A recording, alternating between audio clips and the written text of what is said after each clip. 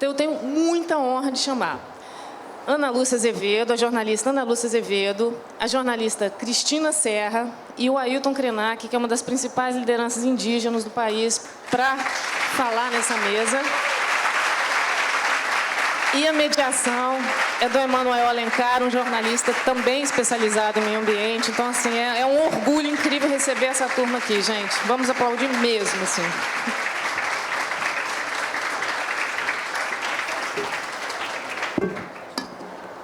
Boa tarde a todos e todas. É um prazer enorme estar aqui nessa mesa de excelência.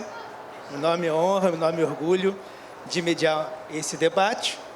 Nossos palestrantes dispensam apresentações. Então, vamos começar logo a bater um papo aqui.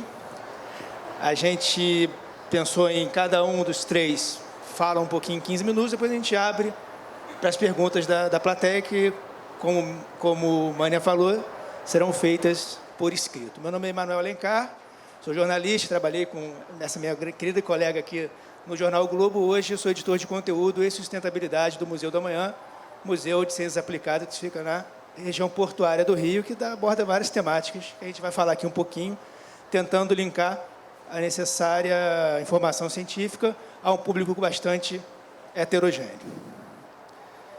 Para começar, eu queria provocar aqui a minha amiga Cristina. Cristina, o Antônio Gramsci, né, o filósofo marxista, costumava dizer que é preciso aliar o pessimismo da inteligência ao otimismo da vontade. Como está seu otimismo depois aí de quase 4 anos da grande tragédia de Mariana, e como é que você, nesse seu processo para escrever o livro, encarou, né? Você acha que chegamos 4 anos depois numa situação diferente, ou a ameaça de Mariana e de Brumadinho continua ainda no nosso horizonte? Ou seja, esse modelo predatório da exploração mineral, ele vai ser necessariamente revisto, ou você está vendo com pessimismo a situação para os próximos anos? Bom, boa tarde a todos. Obrigada pela presença. Obrigada, Mânia, pelo convite. É uma honra estar aqui dividindo essa mesa de debate com esses companheiros que dispensam apresentações. Bom, vamos lá. Emanuel, eu não estou nem pessimista nem otimista. Como jornalista, né, eu acho que a profissão nos ensina simplesmente a encarar a realidade. Com relação aos desastres de barragem de mineração, pela experiência que eu tive na cobertura, ainda como repórter de Mariana, depois, quando eu escrevi o livro, para quem ainda não conhece, o livro é esse aqui, Tragédia em Mariana, a história do maior desastre ambiental do Brasil. E depois, com o acontecimento de Brumadinho, 3 anos depois, eu mergulhei nesse mundo, né, da mineração, das barragens de mineração especificamente. E assim, eu não tenho a menor ilusão de que nós não aprendemos com Mariana, com o desastre de Mariana, tanto é que aconteceu o desastre de Brumadinho, que é muito pior, né, em termos do custo humano, né? Mariana, para quem não lembra, foram 19 mortos, Brumadinho 270. E o desastre ambiental, no caso, um no Rio Doce e em toda a bacia hidrográfica, o outro no Paraopeba. Só fazendo uma ressalva, que eu acho que é muito importante a gente distinguir uma coisa. A gente costuma falar, até por força do hábito, é um desastre ambiental. Não existe desastre ambiental, existe desastre socioambiental, né? O desastre ou o crime ambiental é um crime contra a sociedade, é um crime contra as pessoas, não só as que vivem naquele ecossistema que foi degradado, mas todos nós. Basta ver, só um parêntese rapidamente, mas é porque é importante, eu acho que agora talvez as pessoas tenham se dado conta disso. Os incêndios na Amazônia têm consequências no centro-oeste e no sudeste do Brasil, né? Teve a chuva escura lá em São Paulo, fez as pessoas, parece, prestarem atenção no que está acontecendo na Amazônia. Então, todo mundo é afetado, o desastre é socioambiental. Acho que aí, até fazendo, digamos assim, uma autocrítica como jornalista, acho que quem trabalha com comunicação tem esse desafio de tentar explicar isso para as pessoas, né? Que um crime ambiental é um prejuízo para todos nós como sociedade. Mas, voltando ainda à questão da mineração, eu tenho essa tendência de ir abrindo parênteses, depois eu me perco. Não aprendemos com Mariana e não aprendemos com Brumadinho. E um dos sinais mais evidentes disso nesse momento, no Congresso está sendo discutida a Lei Geral de Licenciamento Ambiental, e a perspectiva é a pior possível, porque, só para entenderem aqui, quem não conhece esse assunto, mas resumindo rapidamente, qualquer empreendimento que tenha impacto ambiental, como é o caso de uma barragem de mineração, mas não só as barragens de mineração, vários outros tipos de empreendimentos, geralmente empreendimentos grandiosos, que ocupam muita terra, que absorvem recursos naturais, que usam recursos naturais, desmatam, porque tem que desmatar para se instalar, usam a água dos rios, etc., etc., precisa passar por um processo de licenciamento ambiental. Os estados têm as suas normas particulares, mais específicas, mas há normas que são nacionais, que são normas decididas pelo CONAMA, Conselho Nacional de Meio Ambiente. Agora, o atual governo quer criar uma lei geral de licenciamento, que estabeleceria um padrão legislativo para todo o Brasil. O relator desse projeto de lei é o deputado Kim Kataguiri. Foi formado um grupo de trabalho no Congresso Nacional para que esse assunto fosse discutido, com a participação de vários interessados, Ministério Público, ONGs, agronegócio, né, porque também empreendimentos do agronegócio também passam por licenciamento, indústria, etc., etc. Com muita dificuldade, estava se tentando construir um consenso para essa legislação. O deputado participou dessas discussões no grupo de trabalho e agora, mais recentemente, a última informação que eu tenho sobre esse assunto é que ele simplesmente ignorou tudo aquilo que foi discutido no grupo de trabalho e a última versão do projeto, que daqui a pouco irá a plenário, é uma espécie de vale-tudo no licenciamento. Então, para voltar à sua pergunta, não, nós não aprendemos com Brumadinho. É isso. Já puxo a bola aqui para o nosso amigo Ailton Krenak. Krenak, no seu fantástico livro, que está sendo, inclusive, vendido aqui na Bienal, e eu fiquei sabendo que você vai assinar para o pessoal aí hoje ainda, você comenta o seguinte, que o tempo contemporâneo, né, ele é especialista em criar ausências, do sentido de viver em sociedade, do próprio sentido da experiência da vida. Como você, de Resplendor, o pessoal da tribo encarou, enfim, enxerga hoje, decorridos os 4 anos desse principal grande crime socioambiental no Rio Doce, como é que você associa essas visões de mundo e o fato de que, muitas vezes, as decisões tomadas na indústria da mineração são completamente divorciadas desse senso de coletividade, né? Então, é preciso que as questões sejam debatidas com mais profundidade, mais seriedade, respeitando as cosmovisões de diversas sociedades que vivem e que dividem aquele ecossistema. Queria que você comentasse um pouquinho sobre isso.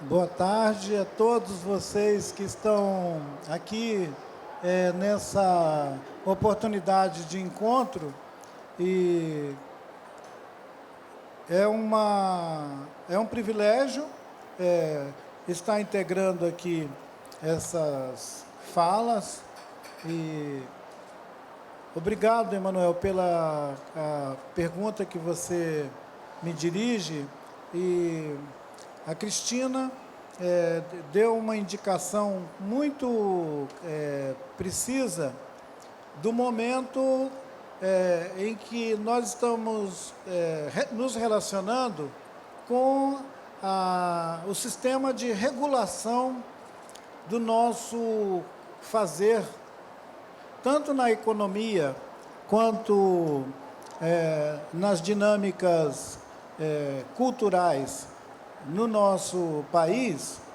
acerca daquilo que é entendido como natureza, né?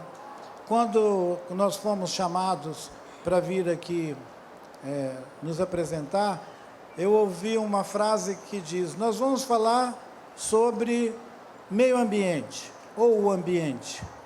E alguns enunciados, algumas perspectivas dessa cultura que nós compartilhamos, elas acertam o meu ouvido com diferente intensidade. Essa do meio ambiente, quando nós falamos sobre a vida, é um dos incômodos que eu tenho. Se nós estamos vivendo um tempo em que produzimos ausências, que nós somos capazes de desaparecer com um rio, com uma montanha, e agora estamos nos mostrando capazes também de desaparecer com um bioma inteiro, que é a Amazônia, esse lugar da nossa existência, mas que a maioria das pessoas não atinam sobre a sua importância, sobre a sua dinâmica, o seu funcionamento, assim como não prestam atenção na dinâmica dos nossos rios, no funcionamento desses organismos, que eles são, como nós, organismos vivos. E essa abstração de uma natureza separada dos seres humanos, ela pode estar na base de muitos equívocos e de muitas escolhas erradas que nós temos feito durante todo o século XX. O CONAMA, o Conselho Nacional do Meio Ambiente, ele durante um bom período, ele foi o espaço onde pessoas representando diferentes biomas brasileiros e também representando diferentes iniciativas econômicas, ali estavam os empresários, as federações de indústria, estavam os secretários municipais de cultura, secretários estaduais de meio ambiente, dos diferentes estados brasileiros. Então, o CONAMA era uma grande assembleia, onde a expectativa sobre o desenvolvimento econômico de cada região do país era submetida a uma avaliação se aquela atividade econômica não ia comprometer a possibilidade continuada daquele bem, daquele recurso continuar existindo. Se nós não temos mais o CONAMA, se nós vamos ter uma regulação genérica, geral, para tudo, a possibilidade de continuarmos repetindo a violência sistemática em setores como a agricultura, a produção de energia, a pecuária, essas atividades econômicas, elas vão ser determinantes para o tipo de dinâmica que nós vamos imprimir em cada região do país, sem levar em conta a floresta, as águas, as outras vidas que existem nesses lugares. Então, é muito importante, uma ocasião dessa, com essa Bienal, proporcionar um contato com um público que, na maioria das vezes, não vive esse dilema de essa dinâmica de mudanças na regulação do acesso a territórios, a biomas, a diferentes recursos naturais que nós aprendemos a nos relacionar com eles de uma maneira abstrata. Não existe recursos naturais. Existe a vida, nós fazemos parte desse complexo que é a vida, e nós estamos, na verdade, mutilando o nosso próprio organismo, danando com os rios, com as florestas. E esse evento mais recente, de termos uma verdadeira campanha para invadir a floresta amazônica, ele chega a ser quase que um prenúncio de fim de mundo. O fim de mundo para a biodiversidade dessa região do planeta e um fim de mundo que já aconteceu para uma infinidade de seres que não são humanos, mas que habitam a floresta também. Aves, peixes, animais de pequeno e grande porte foram torrados dentro da floresta até que a fumaça incomodasse o sudeste, para perceberem que aquele lugar vizinho ali, próximo à Amazônia, estava sendo destruído. Criar ausências é isso. Nós estamos criando ausências. E isso é muito grave, porque eu vejo que aqui, nesse encontro nosso, tem uma boa parte das pessoas que estão numa faixa de idade que parece que eles gostariam ainda de respirar, mergulhar num rio e viver um pouco mais além dos próximos 10, 20 anos. E essa contagem dos próximos 10, 20 anos, pelas mudanças do clima, pela pressa com que nós estamos devorando o planeta, não vai sobrar nada para os netos desses meninos ver. Nós teremos, de fato, desaparecido com biomas inteiros. É isso que me provoca a refletir e compartilhar com vocês essas 3 falas públicas que viraram um livrinho e que, de certa maneira, facilitou o meu encontro com vocês aqui, que é um privilégio, e agradeço muito a presença de vocês todos.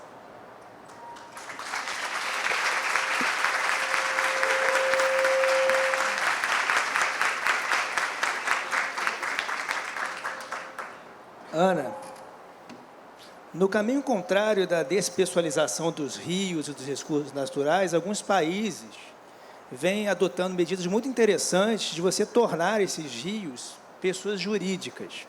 E aí eu me recordo da Bolívia, da Nova Zelândia e de um outro país que eu pesquisei que está fazendo isso, que é a Índia, com o Rio Ganges, o famosíssimo Rio Ganges, transformado em pessoa jurídica, dando margem a uma grande discussão lá sobre os efeitos dessa situação nova.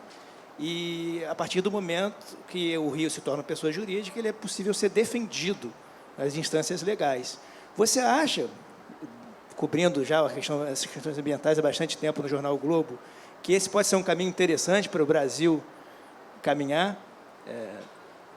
Olha, eu tenho um certo ceticismo em relação a isso, porque não nos faltam leis, nós temos leis, nos falta cumprir a lei. O Brasil tem uma tradição, a gente tem uma legislação ambiental aí que vem sendo desmontada, mas a nossa legislação ambiental, ela é uma das melhores do mundo. Então, não nos falta lei, falta cumprir a lei, né?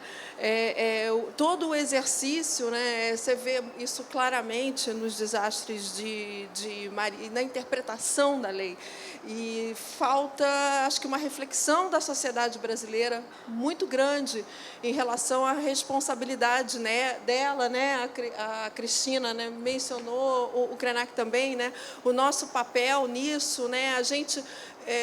o Einstein uma vez disse, perguntaram para ele, né, o que era meio ambiente, ele disse o seguinte: meio ambiente é tudo que não sou eu.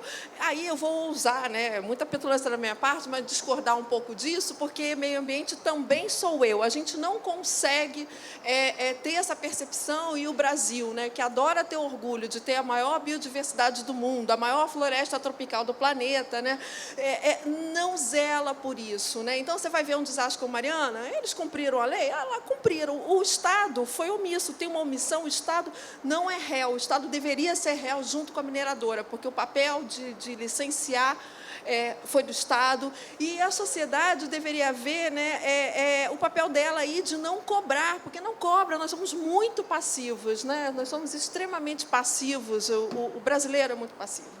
Né, de seu papel como cidadão, seu exercício de cidadania, de perceber que meio ambiente, né, é qualidade de vida, que diz que o seu dever de cidadão cobrar que a sua vida, inclusive, vai se tornar melhor, não só a sua responsabilidade com a sociedade, a responsabilidade com o planeta e consigo próprio, né? O brasileiro não faz esse exercício de cidadania. Então, assim, a gente tem leis. Eu não sei se transformar um rio em pessoa jurídica vai melhorar alguma coisa, porque a gente tem leis e não as cumpre. A gente tem lei da Mata Atlântica, que é uma lei excelente, e a Mata Atlântica é aí desmatada, né?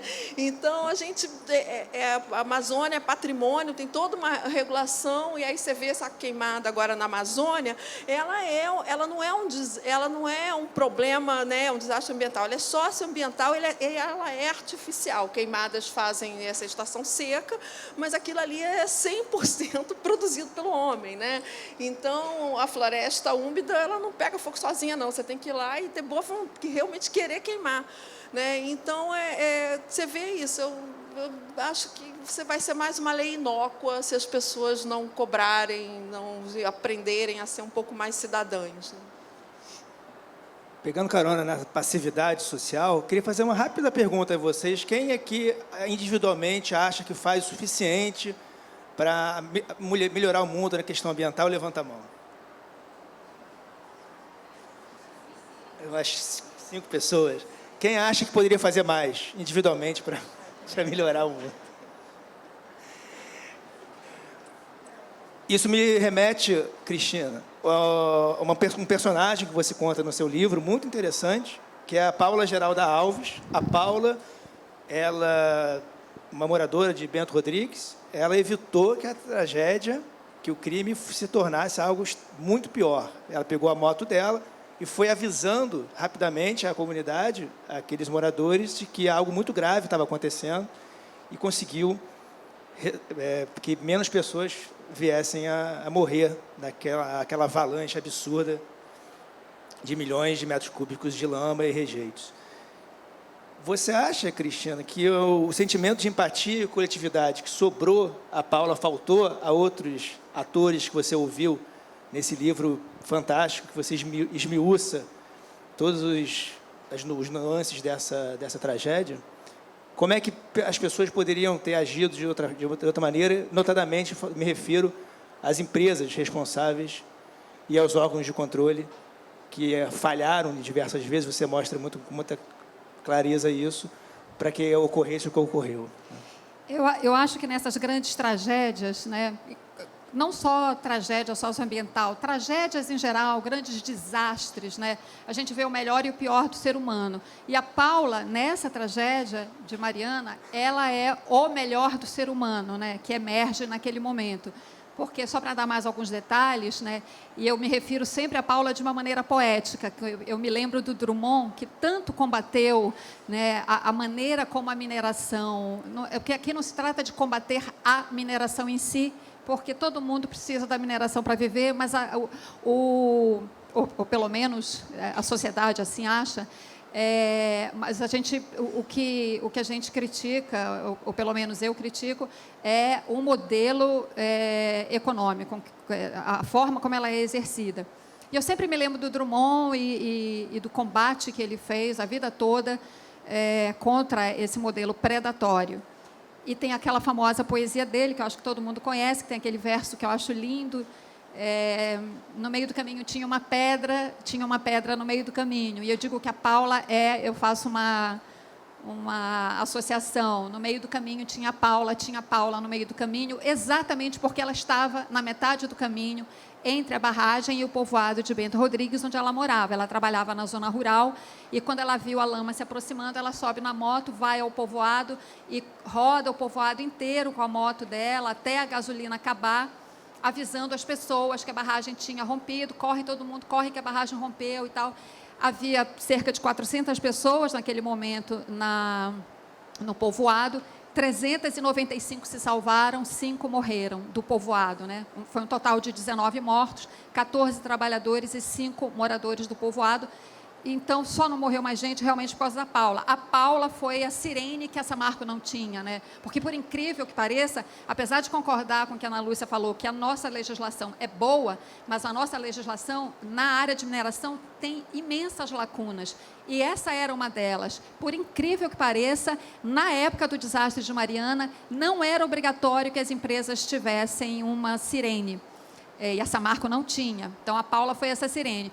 Depois do desastre de Mariana, passou a ser obrigatório ter a sirene. Mas também não adiantou, porque no caso de Brumadinho Vale havia não sirene, tinha. havia sirene, mas a sirene estava no lugar errado e ela foi levada pela lama antes que pudesse ser acionada. E aí eu concordo com o que você falou. Mesmo quando tem a lei, não adianta só a lei, ela tem que ser cumprida. E no caso de Brumadinho ficou claro, não adianta ter a lei obrigando a sirene se a sirene estiver no lugar errado. E não era só a sirene que estava no lugar errado, né? No caso de Brumadinho, o refeitório estava no lugar errado, a área administrativa estava no lugar errado. Essas instalações não podiam estar abaixo da barragem, até por uma questão de bom senso. Evidente, toda a barragem é considerada uma estrutura de risco, porque, isso dito por engenheiros, por causa do tipo de material que ela armazena e pelo volume que ela armazena de rejeito de mineração. Então, as barragens têm que ser administradas com total segurança, dentro dos mais rigorosos padrões. E tanto no caso de Mariana quanto de Brumadinho, a gente viu que isso não aconteceu. Sendo que no caso de Brumadinho tem esse escândalo adicional, que é o fato dessas estruturas estarem exatamente no lugar por onde a lama passaria, caso houvesse um desastre, um colapso, como o que efetivamente aconteceu. Então, justamente porque há sempre uma possibilidade pairando sobre essas grandes estruturas de algum desastre, você nunca poderia ter instalações no caminho da lama. E você tinha, no caso de Brumadinho, um refeitório e um escritório. Por isso, o número de trabalhadores, de pessoas mortas em Brumadinho é tão assustadoramente e inaceitavelmente alto. E aí eu respondo a segunda coisa que você perguntou, né? Se poderia, se teria mais gente que poderia ter tido a atitude que a Paula teve. Na verdade, o que a gente observa nesses dois casos, Mariana e Brumadinho, não é só a falta de empatia, não, é a falta de preocupação total com a vida humana e com o meio ambiente, com as duas coisas juntas, porque elas estão sempre entrelaçadas. É descaso com a vida humana e com o meio ambiente. Só esse descaso explica esses dois desastres. Porque se não houvesse o descaso com a vida humana, aquelas instalações não estariam no caminho da lama, no caso de Brumadinho. Se não houvesse descaso, haveria sirene. As populações dos povoados em volta da barragem da Samarco também teriam sido avisadas. No caso, por exemplo, só para dar um exemplo rápido agora, que eu me lembro de Mariana, não só os povoados ali do município de Mariana foram atingidos, mas até a cidade vizinha de Barra Longa, onde a lama passou na madrugada, essas pessoas não foram avisadas. E a lama passou de madrugada, nem que fosse um telefonema podia ter sido dado para o prefeito tomar alguma atitude. Então, assim, é descaso, é leniência dos administradores e gestores dessas estruturas, tem muito marketing. As empresas de mineração gastam milhões com o marketing da sustentabilidade, mas é da boca para fora. Esses dois desastres mostram com muita clareza que é um discurso de marketing. Da porta da empresa para dentro, preocupação zero com sustentabilidade, com meio ambiente, com vidas. Enfim, é aquela velha história que também no livro tem um consultor em emergências complexas, que é entrevistado nesse livro. Ele foi contratado pela Samarco em 2009 para preparar um plano de segurança. Ele preparou o plano, a Samarco pagou o serviço dele, mas não implementou o plano de segurança, supostamente, segundo ele soube na época, porque era muito caro. E ele fala, por que não foi implantado esse plano de segurança? Muito simples, porque o povo não entra na equação dessas empresas. Foi isso que aconteceu. Só para ilustrar outro caso, se puder completar rapidamente, a barragem ficava aproximadamente 6 quilômetros de Bento Rodrigues. Isso, e estavam, inclusive, havia um projeto para fazer uma outra barragem a 1 quilômetro do povoado. É isso? Por incrível que como é que você pareça. conseguiu esse documento? Conta para gente. Esse documento eu consegui durante a apuração para o livro. Esse documento não tinha saído na cobertura da imprensa. Enfim, consegui com uma fonte que tinha o estudo completo, né? ele me passou o estudo inteiro, e é um estudo que a Samarco contratou de uma empresa de consultoria, que foi lá, fez todo o levantamento do que havia em Bento Rodrigues, as casas de cada morador, o que tinha em cada casa, justamente para poder calcular a indenização. E o objetivo desse levantamento era isso, que como eles queriam instalar uma outra barragem a 1 quilômetro do povoado, teria que tirar as pessoas dali, né, ou não fazer a barragem. E fizeram esse estudo está detalhadamente no livro, e não só isso, eles têm vários moradores entrevistados que contam isso, que a empresa estava fazendo reuniões com a comunidade para tentar convencê-los da construção dessa barragem, e os moradores falavam, mas como a 1 quilômetro não tem outro lugar? Na verdade, o que estava acontecendo já naquela época é que não só a Samarco, mas várias empresas de mineração já tinham comprado todas as terras em volta de Bento Rodrigues. Bento Rodrigues, que é um povoado do século XVII, né, ele foi fundado em 1694, ele foi aos poucos como sendo, ele virou uma ilhazinha, sabe, com aqueles moradores, cercado por terras de mineradoras. Tanto que os moradores se queixavam que eles não conseguiam mais pescar nos rios, porque os rios estavam dentro das terras das mineradoras, não conseguiam mais, alguns tinham umas cabeças de gado, o gado não conseguia mais pastar nessas terras, porque era tudo já propriedade privada das mineradoras. Então, o povoado vinha sendo meio que sufocado por essas compras de terra. Foi isso que aconteceu. Antes de voltar ao Krenak,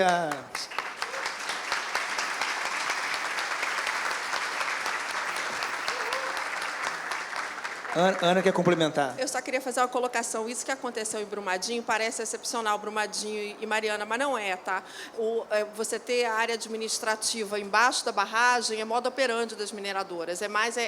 Aí a culpa é da Ferteco, que era a dona antiga da mina? Não é, porque quando você compra um apartamento e ele está estragado, você vai lá e reforma, né? Então, a maior parte das barragens tem as suas áreas administrativas abaixo da barragem.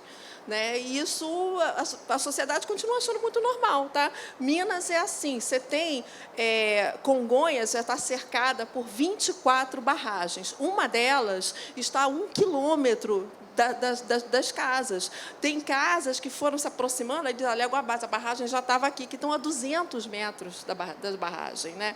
Você vai ter isso em Itabirito, você vai ter isso em várias cidades mineiras. Você tem Maravilhas 3, que é uma barragem gigante que está em construção, Maravilhas 1, 2 e 3 do Complexo da Vale.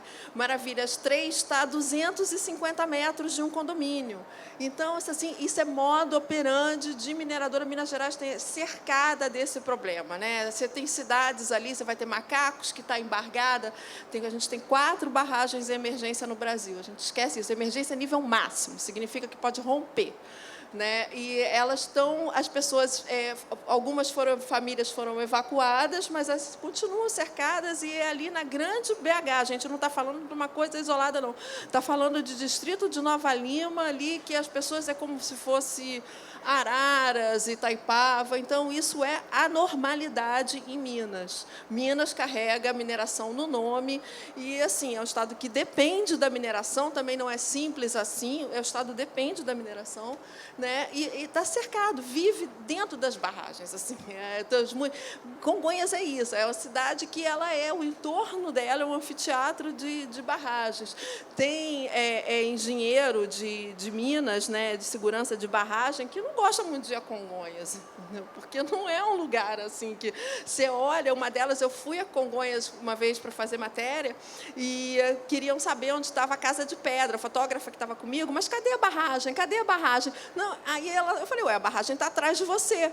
Ela, não, mas aqui é uma montanha. Eu falei, não, querida, isso aí é a parede da Casa de Pedra. Porque o que acontece é que elas são montanhas, elas são vales fechados. Isso é uma barragem de rejeito. É um vale fechado por rejeito. Então, você pode imaginar que uma estrutura dessa não é uma coisa muito segura, porém, é uma coisa mais barata e economicamente mais interessante. E o Brasil foi permitindo esse tipo de coisa em escala industrial. Então, Minas é isso, é uma grande barragem de mineração. Krenak, parece que estamos cada vez mais distantes da cosmovisão guarani da Terra Sem Males. Como é que hoje você, como morador da bacia hidrográfica do Rio Doce, vê a recuperação, se há recuperação do Rio Doce, se isso não vai ocorrer, se isso vai ocorrer daqui a 200, 300 anos. Como está hoje o Rio Doce, que as pessoas acabam esquecendo um pouco do que ocorreu há 4 anos atrás, tendo em vista a avalanche de informações que são, pelas quais somos bombardeados dia sim, dia também. Eu considero esse livro, Tragédia em Mariana, uma peça de acusação contra o Estado brasileiro. Foi mencionado aqui que não só as empresas, acho que foi a Ana que disse que as empresas não podiam ser sozinhas responsabilizadas, porque tem todo um aparato institucional que assistiu ao longo da implantação dessas barragens, seu funcionamento, seu licenciamento, e foram omissos, no mínimo, omissos, mas muito provavelmente também foram associados a um sistema de abuso contra a natureza, de abuso contra a paisagem. O Drummond foi mencionado aqui, esse grande poeta, ele passou a vida inteira clamando para que os seus irmãos brasileiros escutassem o que ele estava gritando de lá de Itabira. Gritou o Drummond a vida inteira. E parece que só depois que essa lama invadiu 650 quilômetros da bacia do Rio Doce, devastando a vida, é que alguns brasileiros, eu não digo todos, alguns pensaram, mas será que essa atividade mineradora não precisa ser controlada? Será que ela pode acontecer como se fosse um garimpo a céu aberto? E a história econômica de Minas Gerais é de um garimpo a céu aberto.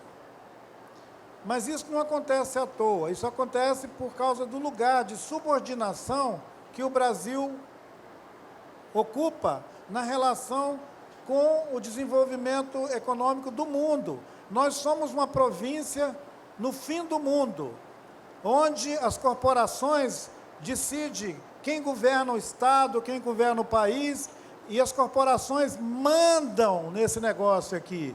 Não despistem, gente. Nós somos uma colônia esquecida.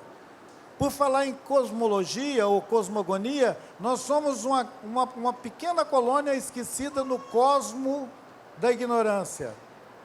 Se a gente não despertar para a nossa responsabilidade como filhos da terra e não tomar uma atitude mesmo, esse reclamo, mas o cidadão fica só elegendo um camarada de 4 em 4 anos, de vez em quando eles surtam e vestem amarelo e vão para a rua pedir troca, mas eles só sabem fazer isso.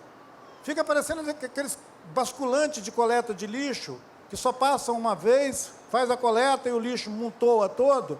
Nós temos que experimentar um tipo de cidadania que não é essa coisa medíocre de votar uma vez a cada 4 anos. Nós temos que experimentar a cidadania cotidiana. Você respira todo dia, come todo dia.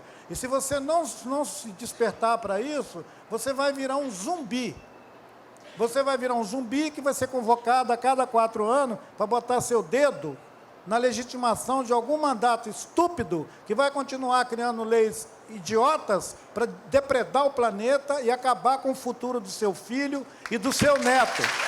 Acorda, Brasil, acorda! Eu fico horrorizado com a ignorância das pessoas.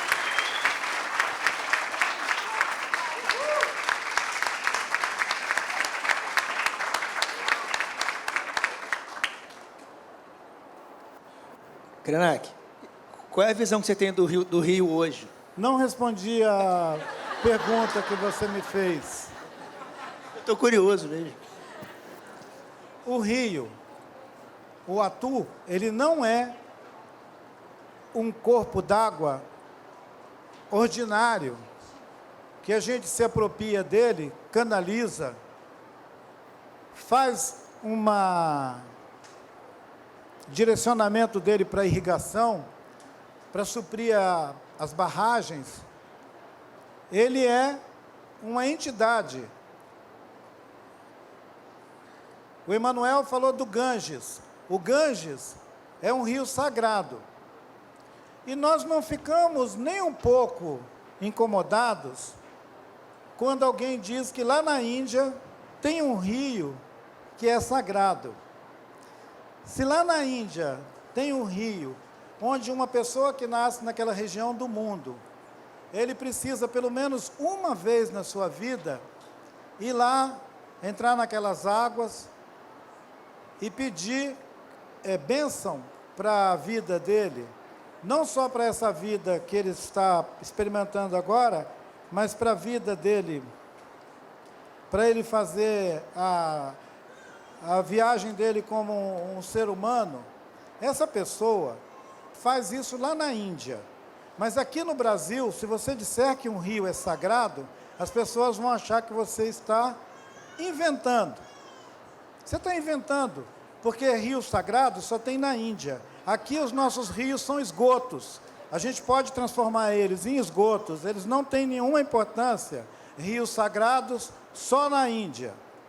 Como que nós podemos nos tornar uma cultura tão subalterna, desse jeito, de achar que as montanhas bonitas estão lá nos Andes, o Himalaia é maravilhoso, o Ganges é um rio sagrado.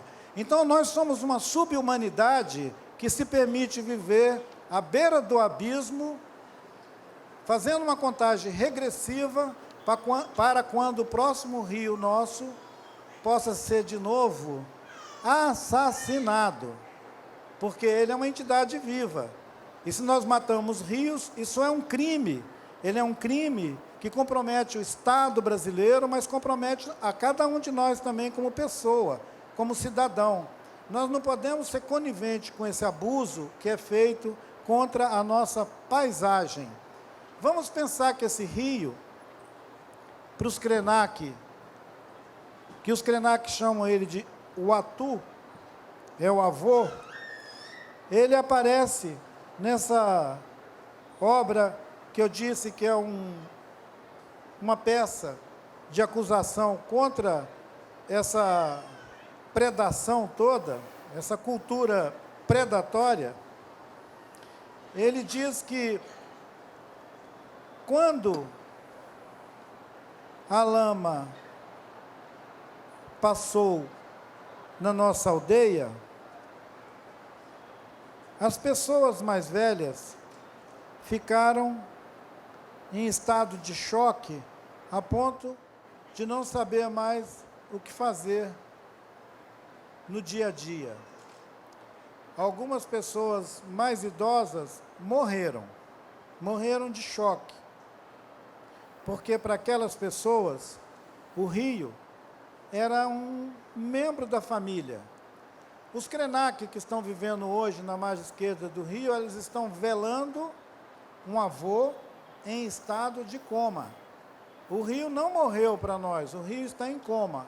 E nós estamos vigiando ele, velando o corpo do rio, para que ele volte a viver de novo. Os engenheiros, os especialistas em água e outras coisas, dizem que daqui a 30 anos ele vai estar restaurado. Alguns dizem que só daqui a 50 anos, que quando reflorestar, quando recuperar as nascentes, vai ter a água de novo ali, e aí ele vai ser o rio de novo. Mas tem muita gente na nossa aldeia que sabe que ele está de coma, e que o espírito dele, o espírito do Atu, o espírito do rio, assim como o do Ganges, é maior do que nós. Nós vamos embora e ele vai ficar. Quando nós chegamos, ele já existia. Alguém de vocês já cogitou da idade de um rio? Será que um rio tem 200 anos? Será que um rio tem 600, 500 ou 1000 anos? Aqui nesse livro, fala que os primeiros viajantes que passaram pela floresta do Rio Doce no século XVII ficaram admirados com a grandeza daquele rio, com as cachoeiras, que era impossível subir navegando de barco, tinha que tirar os barcos e ir a pé pelo outro lado, porque é um rio de corredeiras muito forte. Então, para nós, o espírito dele continua com aquela mesma força. Ele arrasta as canoas e obriga os viajantes a dar a volta. É o espírito do Atu para nós que vive. Aquela lama que está ali, a gente devolve ela inteiramente para Vale do Rio Doce, para São Marco e para BHP. Nós queremos o espírito do rio.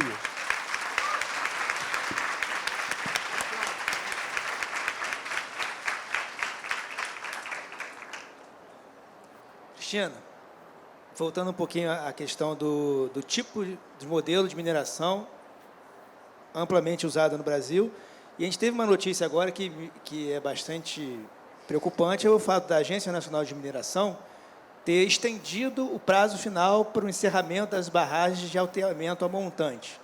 Para quem não sabe, esse tipo de colocação dos resíduos da mineração foi o modelo usado em Mariana e foi o modelo usado em Brumadinho.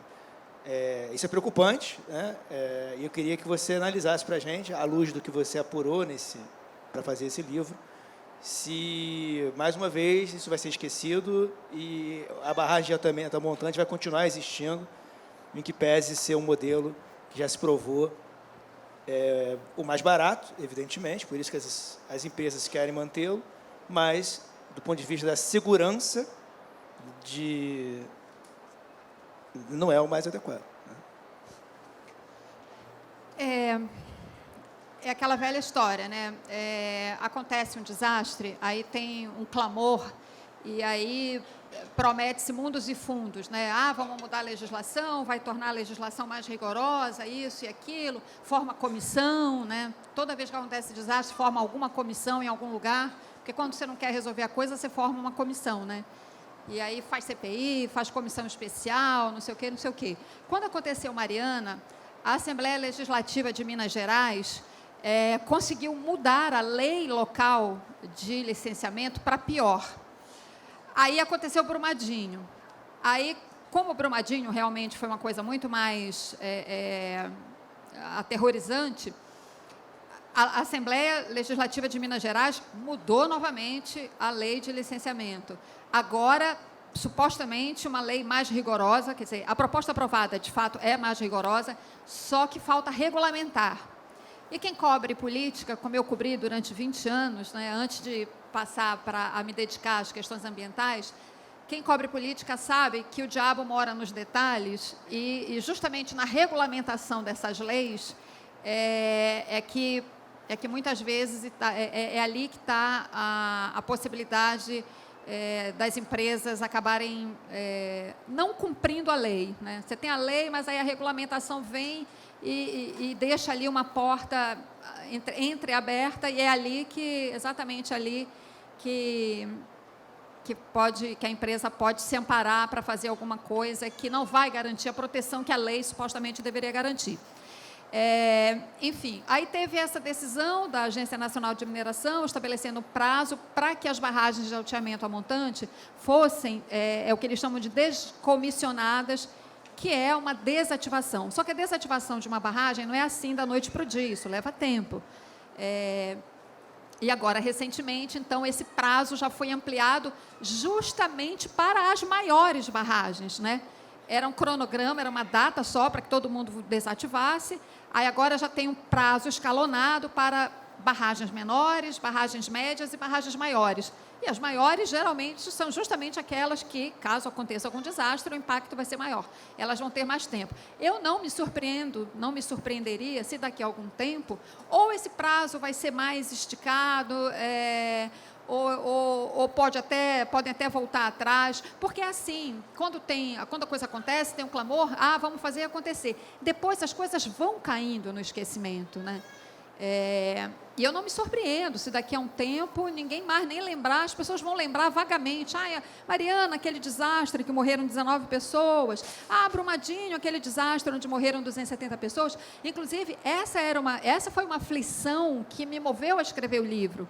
Quando eu fui cobrir o caso, com o passar do tempo, eu me lembro assim, já no primeiro mês após o desastre, você só via assim na imprensa: a imprensa da qual eu faço parte, tá, gente? Eu fiz parte, né, até pouco tempo. Então, eu estou falando bem à vontade, porque eu estou fazendo autocrítica, onde eu me incluo também.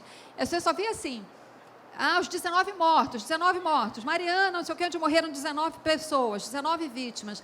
E eu ficava, aquele número ficava assim, falei, gente, são 19 pessoas que morreram, né? Mas aí vira um número e é só mais uma estatística. Assim como o Brumadinho, por pior que seja esse número, 270, é a mesma coisa. E aí eu volto para uma coisa que eu falei aqui no começo, aquela dificuldade que a gente tem às vezes de talvez explicar para as pessoas que um desastre ambiental, a violência do desastre ambiental é uma violência contra todos nós. Porque a gente, até como jornalista, às vezes, se esquece de mostrar a face humana dessas tragédias. E eu acho, e como jornalista, mais uma vez, é só quando você mostra a face humana dessas tragédias que você consegue tocar as pessoas. Então, muito que me moveu a escrever esse livro, assim, o meu motor inicial para escrever foi assim, eu queria conhecer aquelas 19 pessoas. Eu queria saber quem eram, eu queria saber o nome inteiro, a família, onde morava, que trabalho fazia ali. Então, isso me levou a escrever.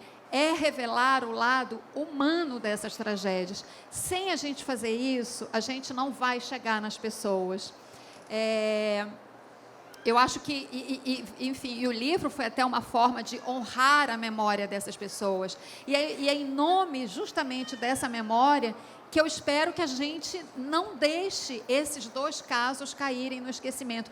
Não só esses 2 casos, é que a gente está falando aqui mais desse aspecto da questão da mineração por causa do livro, mas, mais uma vez, eu sei que vai ter uma mesa sobre a Amazônia, mas eu também, na atual circunstância, não consigo não falar sobre a Amazônia, até porque sou de lá, sou de Belém do Pará, acabei de vir de lá, estava participando da Feira Panamazônica do Livro, onde esse assunto foi muito discutido, e é uma emergência ambiental. Aliás, eu considero que, neste momento no Brasil, nós vivemos um momento de emergência ambiental, de saque ecológico que está acontecendo na Amazônia, como já aconteceu um dia na Mata Atlântica.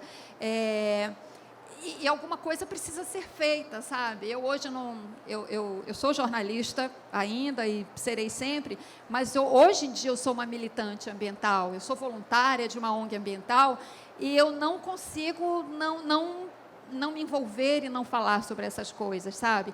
E eu acho que a dificuldade maior que a gente tem hoje, e eu vou voltar a essa questão da sua pergunta, para não parecer que eu estou desviando muito, tudo está interligado, tudo faz sentido. Nós temos uma dificuldade maior, porque eu acho não, e o Ailton vai falar isso muito melhor do que eu, porque ele é um personagem dessa história, nós nunca tivemos, depois da redemocratização, um governo tão comprometido com a destruição ambiental. Nunca. Durante a ditadura, nós tivemos os grandes projetos na Amazônia que provocaram muita destruição. Mas depois da Constituição de 1988, e por isso eu falei do Ailton, por causa da participação dele na Constituinte, não sei se todos lembram ou conhecem, mas graças ao Ailton Krenak, existe o capítulo dos direitos dos índios na Constituição. E só existe esse capítulo na Constituição por causa da atuação dele na Constituinte. Enfim, depois da redemocratização para cá, você teve governos mais ou menos comprometidos com a proteção ambiental, mas algum nível de proteção existia. Só que o governo atual tem compromisso zero. Aliás, é o próprio governo que é o promotor da devastação ambiental.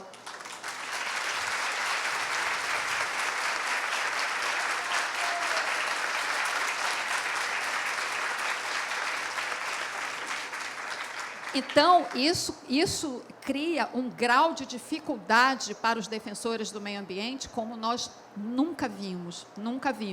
Agora, mais uma vez, como já foi dito aqui, né, por todo mundo, a Ana falou bem sobre isso no começo, participação cidadã é isso, é a sociedade se mobilizar e cobrar. E a gente tem o exemplo do Ailton, que estava lá na Constituinte de 1988, que lutou pelo capítulo dos indígenas na Constituição e está até hoje na linha de frente. Isso é participação cidadã, isso é compromisso com a democracia, né? Que seja um exemplo para nós todos. Ana, por falar em compromisso, nós, jornalistas, temos um grande compromisso com a pauta ambiental. Queria que você conversasse um pouquinho com a gente sobre a sua função lá no Globo hoje, como repórter especial, de pautar esses assuntos. E a gente estava brincando aqui antes de entrar, que você virou uma especialista em tragédias. Tem feito coberturas sequenciais de grandes absurdos.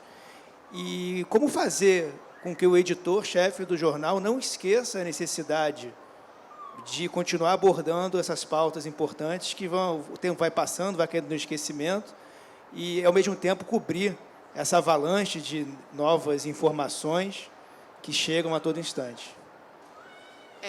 Eu cubro, né, a área de meio ambiente, de saúde, de ciência há 30 anos. Né? Então, realmente, esse período, né, eu fui editora até 2015, e aí, em 2015, foi criado um grupo de reportagem especial. Eu fui ser repórter especial focada nessa área, meio ambiente, saúde e ciência. E eu tinha até um compromisso pessoal de mostrar muito o que o Brasil está fazendo até de positivo nessa área. Só que o ano de 2015 é um ano emblemático, porque ele marca, né, o Brasil, assim, ele foi, e agora estamos espero que já seja, né, o ápice, né, de deterioração ambiental, e aí eu estou incluindo a saúde nesse pacote. Se você refletir, você tem a emergência da Zika, você teve Mariana, os dois em novembro de 2015. Aí, em seguida, você teve chikungunya, febre amarela, você teve agravamento da seca no semiárido. A gente falou do Rio Doce, mas o São Francisco é um rio que está agonizante, está em coma, é o nosso maior rio inteiramente nacional, a situação dele continua precária. Né? Aí você teve Brumadinho, que é inacreditável. Quando eu estava, né, chegando no jornal, e aí as pessoas falaram, você já soube? Né? Eu tinha acabado de almoçar, né? Eu não soube, eu custei acreditar. Né? Na emergência de Brumadinho, você tem aí a Amazônia de novo num retrocesso absurdo. Então, é uma questão de reflexão, né? Assim, você fica atônito, você tem que seguir em frente, você não tem tempo para respirar, você entra de uma tragédia, sabe, e sai de uma tragédia, entra em outra, aí volta aquela. O meu filho, uma vez, estava falando comigo, mãe, olha só, você está parecendo assessora de imprensa da pestilência, o quarto cavaleiro do apocalipse. Como assim? Você só faz matéria disso. E eu gostaria de fazer outras, né? O Brasil tem coisas absolutamente fantásticas, mas está cada vez mais difícil, porque isso é um processo de degeneração, porque está tudo profundamente ligado. Você vê a febre amarela? A febre amarela ela é uma emergência socioambiental. Claro, teve toda uma incompetência do governo de não levar à frente uma campanha de vacinação. Mas ela é uma das maiores tragédias da história recente da Mata Atlântica. A mortalidade de primatas é absurda. E as pessoas, ela bateu aqui na nossa porta, as pessoas só fizeram fila lá, foram correndo se vacinar, dormiram na fila, né? Porque ficaram com medo que a doença chegasse aqui. Depois todo mundo esqueceu, né, a febre amarela, e eu aposto como tem gente que ainda não se vacinou contra a febre amarela. Né? Então, assim, o brasileiro... por isso que eu digo que é uma questão de exercício de cidadania. Você não vê as pessoas, sabe? O cara que não se vacina, ele não é cidadão. Não é cidadão. Ele é um irresponsável, ele é um perigo social. E ele não se vê. Ele acha que ele está lá lindo e fofo no direito dele. Não está, não. Sabe por que ele não está no direito dele? Porque ele não tem o direito de ameaçar a saúde das outras pessoas. Então, falta essa consciência no brasileiro. E para quem cobre essa área, está muito difícil, né? Assim, está muito difícil, porque a gente tem um governo que amordaçou os órgãos públicos. Então, o IBAMA, o ICMBio, os analistas ambientais, que quando eu cobri Mariana, né, eu cobri, deve ter tido umas 10 vezes Mariana, cobri desde o início também, como a Cristina, eu muitas vezes acompanhei o IBAMA em campo. Cansei de acompanhar o IBAMA em campo, eu me concentrei mais na zona quente, na zona de desastre. Em Brumadinho, mas isso, claro que não aconteceu. Aí eles dizem, não, mas é porque o Paraopeba não é um rio federal, é um rio estadual. Mas você acha que você consegue falar com os órgãos públicos? Você tem press release, você tem uma nota oficial lacônica, o que você pergunta não é respondido. Então, na Amazônia, os fiscais do IBAMA e do ICMBio, que são assim ameaçados o tempo inteiro, e nós somos ameaçados, né? A gente tem dificuldades para trabalhar.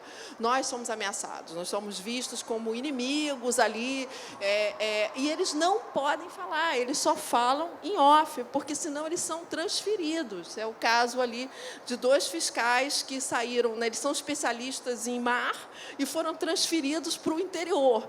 Isso, na verdade, inclusive um desrespeito ao dinheiro público, porque o salário dele é pago com o nosso imposto, a formação dele foi paga com o nosso imposto. Então, para que ele trabalhe com o mar. Aí, só porque não gostam que o cara multou, transferem ele para o interior como punição com o nosso dinheiro. Então, você vê que é um desrespeito ao próprio, sabe, ao dinheiro público, ao patrimônio público muito grande. O brasileiro não percebe isso. O brasileiro não percebe, por exemplo, quando um ministro chega e diz assim, eu não gosto do INPE, o INPE não fala a verdade, né? E eu vou contratar uma outra empresa. Veja bem, o INPE é um órgão público. O INPE é financiado com dinheiro do contribuinte.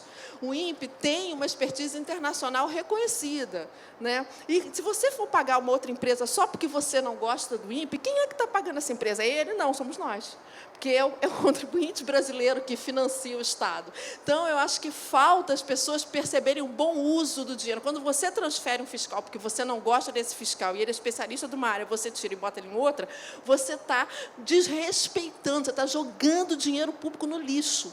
E, assim, as pessoas ainda não têm esse tipo, não percebem dessa forma, sabe? Não conseguem perceber isso.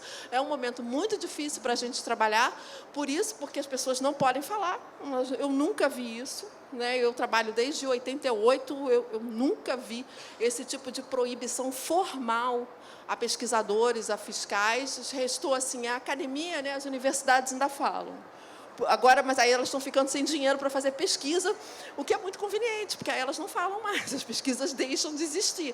Quando, né, o ministro fala, olha, eu não vou poder renovar a bolsa do CNPq, era para as pessoas estarem muito preocupadas com isso, porque é a ciência que nos dá, sabe, é fato, é diferente do eu acho, eu sei. Eu não estou interessada que ninguém, o ministro não tem que achar nada, ele tem que saber, sabe? Ele está ali para saber, não para achar. Então, é isso. São tempos difíceis. Vou abrir as perguntas, só pedindo, pessoal, para botarem o nome, né? Quem fizer a pergunta. Tem uma pergunta para o Krenak, que não tem o nome de quem fez, mas se alguém quiser se identificar.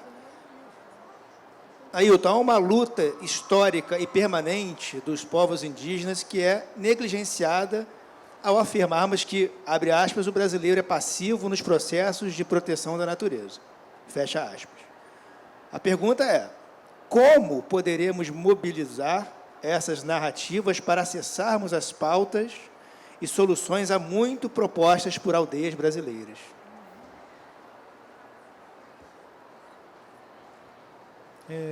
Nós estamos aqui num encontro literário. E eu experimentei recentemente a situação de estar em 2 encontros de literatura. E eu tenho percebido que a literatura ela tem essa capacidade de atrair e de mobilizar nossas visões, nossa cultura, nossa ideia sobre as coisas, sobre o mundo. A minha esperança é que a literatura possa alcançar, de alguma maneira, aquilo que o debate político não consegue. Parece que o entendimento do senso comum dos brasileiros é que política é uma coisa ruim. Que política é alguma coisa que você não deve se meter com política. Enquanto isso, os bandidos tomam conta da nossa vida política, porque é isso que está acontecendo. Salvo raras exceções, todos os mandatos assumidos nos últimos anos são mandatos de gente que não tem nenhum compromisso nem com a sua comunidade local, nem com o entorno da sua comunidade local e muito menos com a ideia de que nós somos um país, uma nação. A ideia de um país, de uma nação, implica num tipo de sociabilidade que não está presente nos sujeitos que ocupam lugares de mandar, nem no nosso Estado, nem no nosso país. Então, isso é uma prova de que essa educação para uma vida corresponsável com as outras formas de vida na Terra é um longo caminho e que a literatura pode ajudar a gente a fazer isso. Eu fiquei pensando, se nós estamos num encontro de literatura, pelo menos alguém podia ler um parágrafo sequer que remetesse à ideia de escritura, de literatura. Então, eu escolhi um e vou ler para vocês rapidinho. As margens do belo rio são cobertas de espessas florestas, refúgio de grande número dos mais diversos animais. Ali se encontram, comumente, a anta, duas espécies de porco selvagem, o pecari e o catitu, e o porco de queixada branca, duas espécies de veado e mais de 7 espécies de felinos, entre as quais a onça pintada e o tigre negro são as maiores e as mais perigosas. Contudo, os botocudos vivem também nessas florestas do Rio Doce. Um pouco de literatura, né, gente? Não tem uma mágica. Nós vamos ter que aprender com o susto, com a dor e o prejuízo, a nos constituir como uma sociedade complexa e que seja capaz de ter solidariedade uns com os outros. É o que eu penso acerca dessa quase impossível questão que foi apresentada para mim. Tá bem?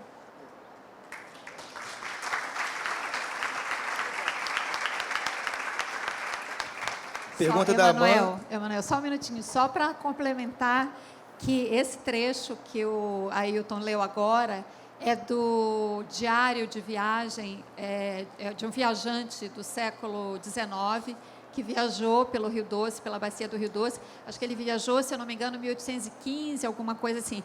Foi um príncipe prussiano, não é? Esse relato é do Neuwied, né? Um príncipe prussiano que veio para o Brasil naquela época e que faz o diário dele é belíssimo, um texto de altíssima qualidade e essa é a visão dele naquele momento das florestas do Rio Doce. Obrigada, Ailton. Pergunta da Amanda Long. Cadê a Amanda? Amanda está ali. Para Cristina.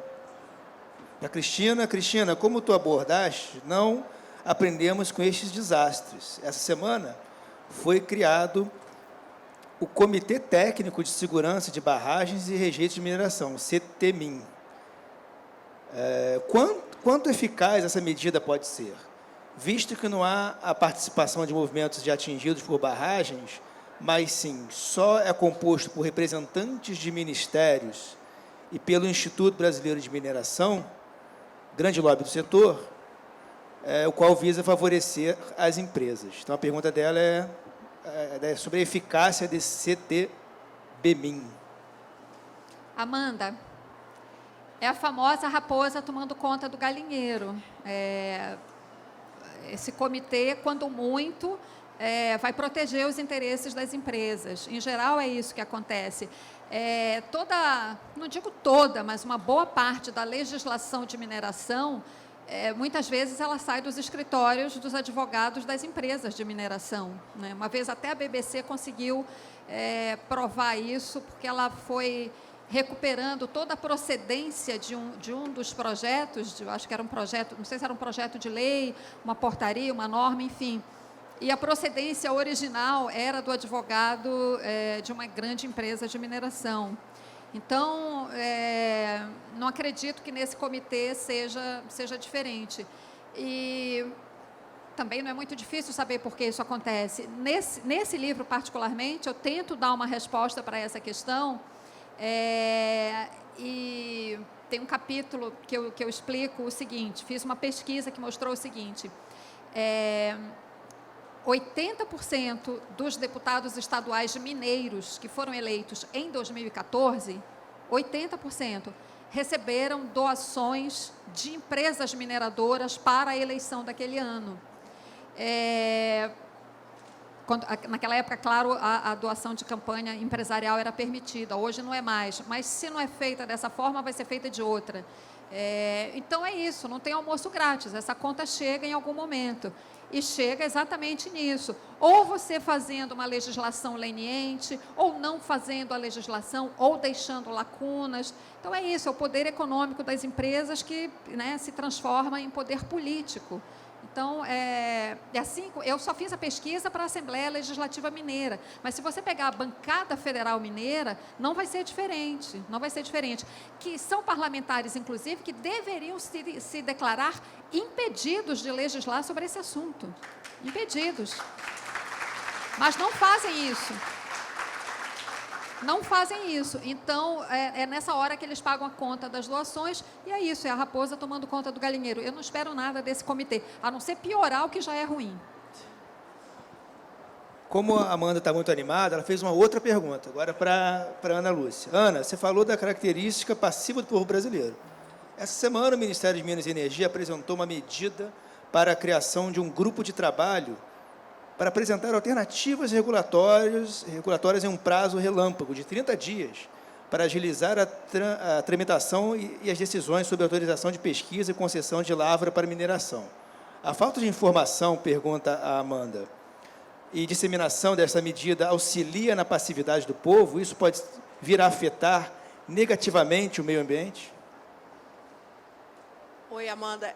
Sim, eu acho que essas audiências públicas, todos esses processos que são abertos à sociedade deveriam ser mais divulgados. E aí, claro, como a Cristina falou no início, né, a gente, como mídia, faz o nosso meia-culpa também, porque a gente, até por falta, às vezes, de tempo mesmo e de espaço, acaba dando quando já está no final do processo, sabe? Não consegue acompanhar todo ele, né? E acredito que talvez as redes sociais, né, que são tão disseminam tanta informação, né, são tão presentes na nossa vida, também poderiam ser um instrumento, né, para que esse processo pudesse ser acompanhado mais de perto, porque depois que a lei está feita, sabe, que a mudança está feita, fica muito, muito difícil você mexer nela, né? O caso disso é o processo todo de licenciamento, que está sendo revisto, e ele realmente vai afetar a vida, assim, de todos nós. Se o licenciamento, né, de barragem, que já é complicado, porque ele é autodeclaratório, né? Então, você imagina ele sendo flexibilizado, né? Pior ainda mais, né? Agora em setembro, né, é o período de renovação de licenças de barragens, né?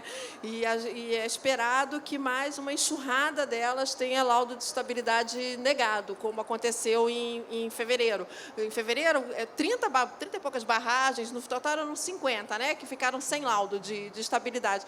Não é uma epidemia de barragens que ficaram péssimas de uma hora para outra, elas sempre foram péssimas. O que aconteceu é que depois que os técnicos responsáveis pelo Brumadinho foram presos, os outros ficaram morrendo de medo de ser presos também. Ninguém quis assinar um laudo daqueles. Foi só isso que aconteceu. Elas sempre tiveram problema. Pergunta do Emanuel, é isso? Meu xará? É isso mesmo? Cristina, atuo na área de direitos humanos, sendo comum sermos executados, mortos, assassinados por professarmos um mundo melhor. Vocês, ativistas ambientais, serão corajosos o suficiente para assumir essa briga que colocará em risco suas vidas? Cadê o Emanuel? Oi, Emanuel. Olha, o Brasil é um dos países mais perigosos do mundo, né, para defensores do meio ambiente. Ele já foi o primeiro lugar no ranking da Global Witness, e agora o último ranking que saiu, que eu acho que é o de 2018, o Brasil está, acho que em 4º ou 5º lugar, se eu não estou enganada, o que é péssimo de qualquer maneira. Ele já foi o primeiro, mas ainda está entre os 5 primeiros, né? Os outros países, se eu não me engano, são Filipinas, Colômbia, que estão na frente. Mas, enfim, nesse último ranking, tem 20 pessoas mortas no Brasil, exclusivamente por defenderem o meio ambiente. Se você coloca junto o pessoal que luta pela terra, que eu acho que deveria ser o critério certo, porque a questão ambiental está ligada à questão do uso da terra no Brasil, né? Não consigo ver as duas coisas separadas, que é o que a Comissão Pastoral da Terra faz, aí esse número cresce assim enormemente e o Brasil continua entre os piores. Enfim, nós temos desde Chico Mendes, mais de 30 anos atrás, até hoje tem gente morrendo porque defende o meio ambiente. Eu não sei se eu sou corajosa ou não, o que vai acontecer comigo ou não, enfim. Enfim, sou só uma jornalista tentando fazer a sua parte. Mas, enfim, eu escolhi esse caminho, o conhecimento da questão me levou a essa militância. E eu acho que é meu papel, entendeu? Se vai acontecer alguma coisa ou não, eu não sei. Como eu sou da Amazônia, eu tenho um projeto de trabalhar, de voltar a trabalhar, não de voltar, porque, na verdade, eu trabalhei muito pouco como jornalista na Amazônia, antes de vir para cá, morei em Brasília e Rio, basicamente, e, enfim, minha vida profissional está toda aqui. Mas eu tenho ainda esse projeto, o sonho de um dia poder voltar para a Amazônia, ou pelo menos ir lá constantemente, para reportar, fazer reportagens sobre a Amazônia. E eu comentei isso com meu marido, eu comecei, inclusive, a fazer contatos com jornalistas da Amazônia, que eu conheço, são meus amigos, muitos estudaram comigo, ficaram lá. E a gente começou a tentar conversar para montar essa rede. E eu comentei toda animada esse projeto com meu marido, ele falou assim, mas você não acha muito perigoso? Tem certeza que você quer fazer isso? Eu falei, olha, eu não sei, eu tenho muita vontade de fazer, espero conseguir fazer, tentar acalmá-lo e conseguir fazer um dia. Mas eu não acho que para mim, sabe, vai ser mais perigoso. Perigoso mesmo é para quem está lá na linha de frente, vivendo no dia a dia, enfrentando madeireiro, pistoleiro, desmatadores em geral, enfim, os grandes criminosos ambientais. É mais perigoso para quem está lá, para quem mora lá. Eu cheguei a fazer muita reportagem sobre pessoas que morreram defendendo o meio ambiente. E, realmente, lá eles não têm a menor proteção. São pessoas muito expostas, né? E o Estado brasileiro não consegue dar proteção a essas pessoas. Então, assim, tem muito mais gente na linha de frente, em situação de muito maior risco do que eu. E eu acho que, mais uma vez, né, nós como sociedade também precisamos, porque esses são os verdadeiros heróis que lutam pelo meio ambiente, que vai beneficiar a todos nós, né? Então, enfim, eu não sei se eu te respondi. Obrigada.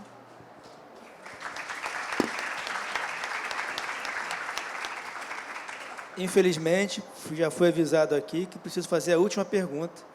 E a última pergunta é para Ailton Krenak. Ailton, é possível ter alguma perspectiva ou estratégia para resistir e enfrentar essa política de extermínio assumida pelo governo contra povos indígenas, quilombolas, fauna, florestas, etc.?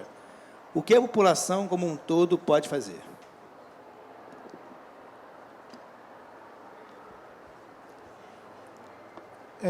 Esse assunto, ele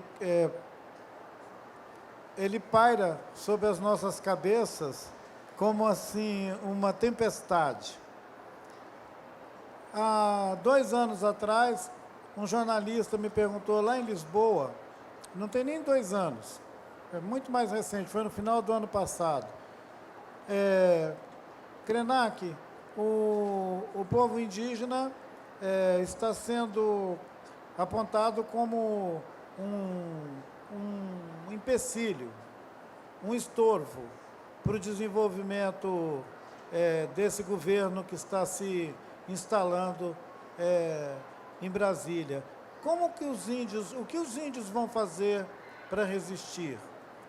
Eu respondi naquela ocasião, olha, há 500 anos nós resistimos, eu estou preocupado com os outros brasileiros, como eles farão com essa nova situação, que eles não estão acostumados a resistir a nada. Nós sempre resistimos. É por isso que nós estamos vivos, senão a gente já tinha sido exterminado. Nós não estamos vivos porque, em algum momento, o Estado brasileiro, desde a colônia até agora, ficou bonzinho. Nós estamos vivos porque a gente resistiu 500 anos de assédio, genocídio, discriminação e ofensa. Essas ofensas que têm sido feitas verbalmente, acompanhada de atos de queimar a floresta, invadir aldeias e hostilizar o povo indígena, principalmente na Amazônia, nós já sabíamos que ia acontecer.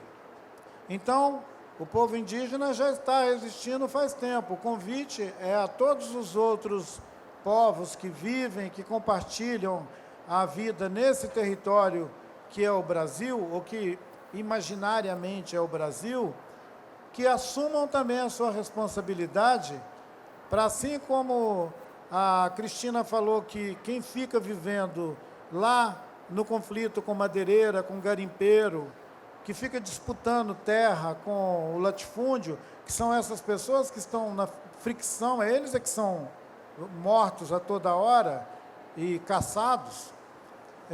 Assim como é percebido que existe uma parte da nossa população que é exposta ao extermínio, que aquela outra que ainda não chegou à sua vez, desperte, fique de pé e ajude a gente a fazer alguma coisa melhor para o mundo, para todos nós. É nossa responsabilidade. É o sentido prático da tal da cidadania. Cidadania não é uma ficção. Cidadania é um exercício cotidiano. É mais ou menos como acordar de manhã e andar pelo menos alguns quilômetros. Todo dia. Obrigado, pessoal.